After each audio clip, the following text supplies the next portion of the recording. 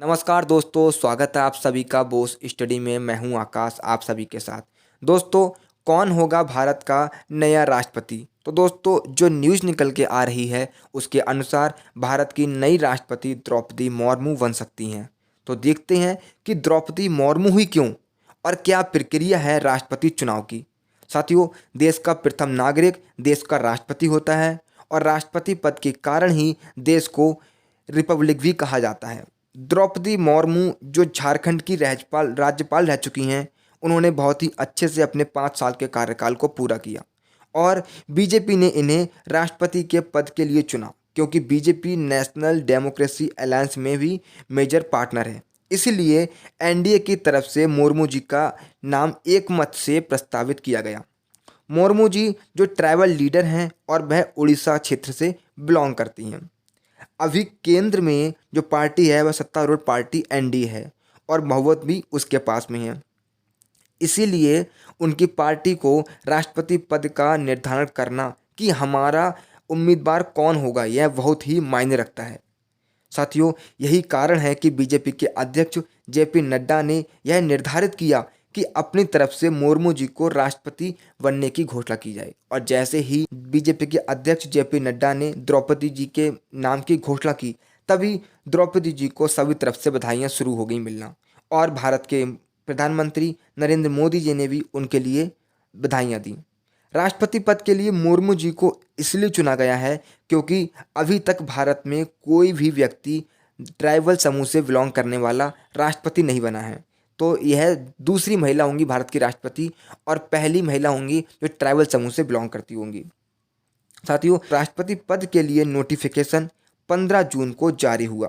राष्ट्रपति पद के चुनाव राष्ट्रपति अधिनियम 1952 के द्वारा होते हैं और नामांकन की जो प्रक्रिया होती है उसमें उम्मीदवार को 15,000 रुपये सिक्योरिटी के तौर पर जमा करने होते हैं और साथ में उन एमपी और एमएलए का नाम भी लिखना होगा जो राष्ट्रपति को चुनना चाहते हैं।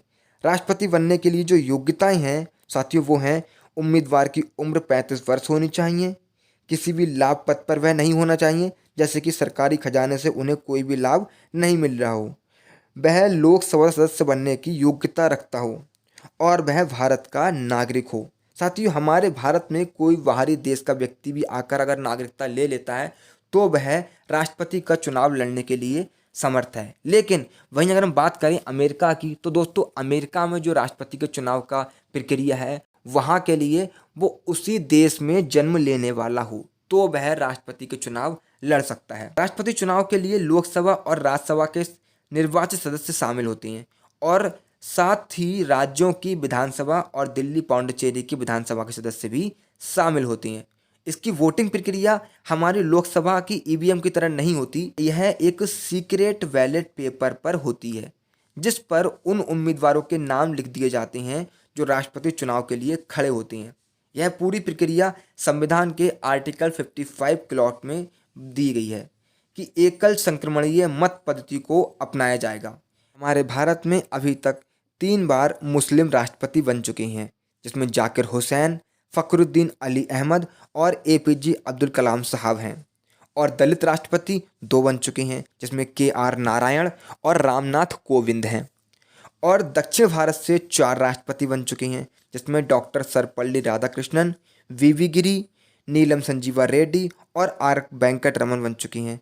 और महिला की बात करें दोस्तों, तो एक महिला बन चुकी है राष्ट्रपति, वो हैं प्रतिभा पाटिल। और अब द्रौपदी मुर्मू भारत की दूसरी महिला राष्ट्रपति होंगी और पहली महिला ट्राइबल समूह से बिलोंग करने वाली राष्ट्रपति होंगी, आदिवासी समूह से बिलोंग करती हैं। तो दोस्तों, अब आप कमेंट करके बताइए कि कैसी लगी क्लास आपको। तो साथियों, क्लास को एक बार शेयर कर दो अपने दोस्तों के साथ, क्लास को लाइक कर दो, जिन्होंने सब्सक्राइब नहीं किया है वो सब्सक्राइब कर दें। तो मिलते हैं कल।